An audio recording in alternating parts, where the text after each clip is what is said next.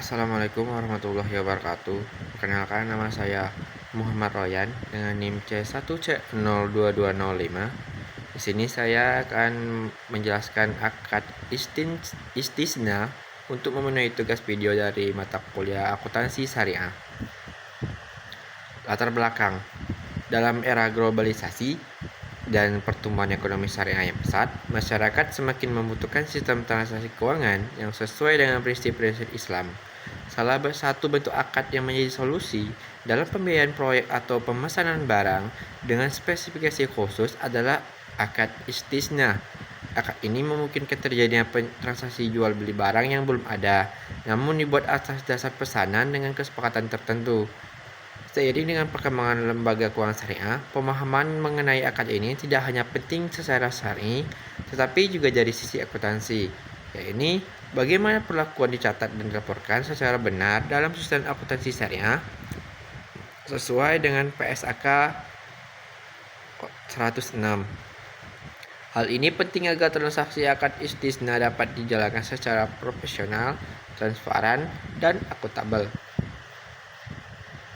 Rumusan masalah: yang pertama, pengertian akad istisna; yang kedua, apa saja dasar hukum akad istisna; yang ketiga, apa saja jenis-jenisnya; yang keempat, bagaimana perlakuan akuntansi menurut PSAK 106; yang kelima, bagaimana ilustrasi nyata dari akad istisna.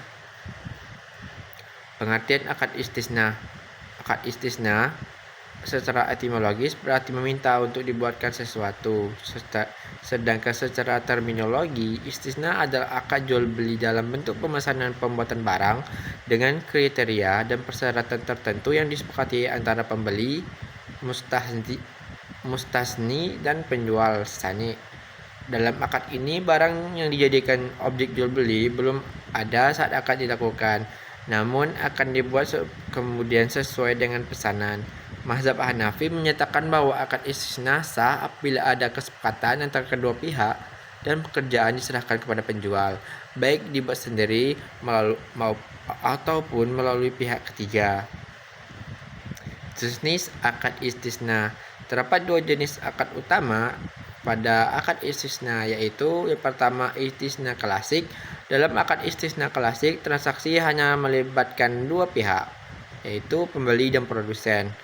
Pembeli memesan barang tertentu kepada produsen, setelah itu menyepakati spesifikasi, harga, dan waktu penyerahan. Pembayaran dapat dilakukan secara tunai ataupun angsuran. Yang kedua, istisna paralel. Akad istisna paralel terdapat tiga pihak, yaitu pembeli akhir, lembaga keuangan seperti bank syariah, dan produsen.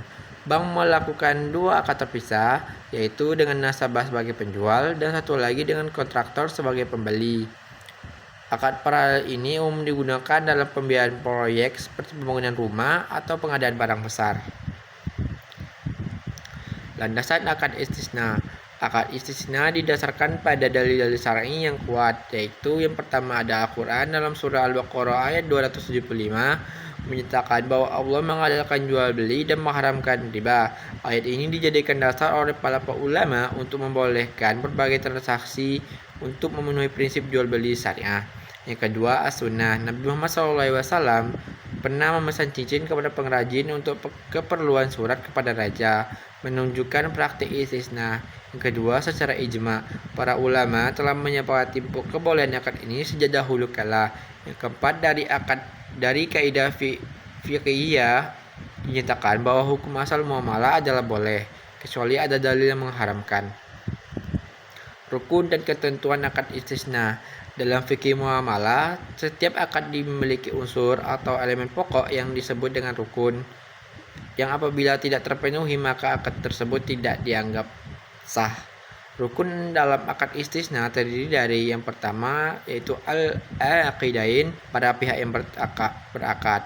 Yang pertama ada mustasni, yaitu pemesan atau pembeli, dan sani, pembuat atau penjual.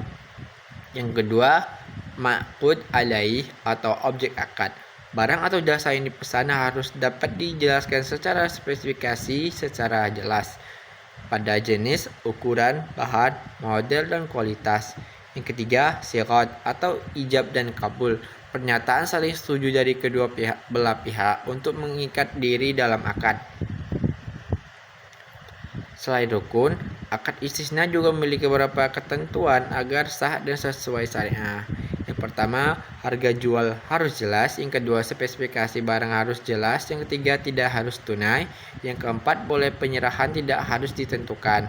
Waktu penyerahan tidak harus ditentukan. Yang kelima, penjual boleh membuat sendiri atau mengalihkannya. Yang keenam, barang tidak harus ada pada saat akad. Yang ketujuh, boleh dibatalkan selama produksi belum dimulai. Perlakuan PSAK 106, akad istisna. PSAK 106 mengatur perlakuan akuntansi atas akad istisna, yaitu jual beli barang berdasarkan pesanan dengan spesifikasi tertentu yang pembuatannya dilakukan kemudian hari. Standar ini menjelaskan perlakuan bagi kedua pihak, yaitu penjual dan pembeli. Dari sisi penjual, seluruh biaya yang dikeluarkan untuk memenuhi pesanan seperti biaya langsung atau bahan baku dan biaya tenaga kerja, dan biaya tidak langsung atau overhead, biaya akad dan pra-akad diakui sebagai aset istisna dalam penyelesaian. Apabila akad istisna dilakukan secara paralel, maka biaya kontraktor pihak ketiga juga dimaksudkan. Pengakuan pendapatan bagi penjual dapat dilakukan melalui dua metode, yaitu metode persentase penyelesaian atau pengakuan pendapatan dilakukan secara bertahap seiring dengan progres pekerjaan, dan metode akad selesai. Pendapatan baru diakui setelah pekerjaan benar-benar selesai dan barang diserahkan kepada pembeli.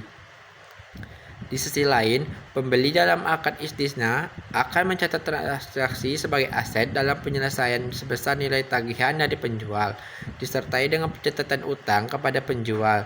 Jika pembayaran dilakukan secara tangguh lebih dari 1 tahun, maka aset diakui berdasarkan nilai tunainya. Sedangkan selisih antara harga jual dan nilai tunai dicatat sebagai beban istisna tangguh yang diamortisasi sesuai porsi pelunasan. PSAK 106 juga mengatur perlakuan ketika terjadi keterlambatan penyerahan barang oleh penjual yang merugikan pembeli, yaitu kerugian dapat dikompensasi dari jaminan proyek. Jika barang tidak sesuai dengan spesifikasi dan pembeli tidak menerima pengembalian dana secara penuh, maka selisihnya diakui sebagai piutang dan dapat dibuatkan penyisihan kerugian piutang jika diperlukan. Ilustrasi kasus akad istisna.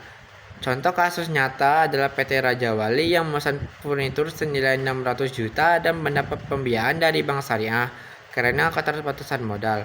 Bank menyetujui pembiayaan dengan sistem istisna paralel, membayar supplier secara bertahap dan menerima pembayaran dari PT Raja Wali sebesar 600 juta per bulan selama 12 bulan, termasuk margin keuntungan bank sebesar 20%. Kasus ini menunjukkan bagaimana akad istisna dapat diterapkan secara praktis dalam proyek bisnis dan bagaimana bank syariah berperan sebagai perantara keuangan sekaligus penjual dalam kontrak istisna. Sekian, terima kasih. Wassalamualaikum warahmatullahi wabarakatuh.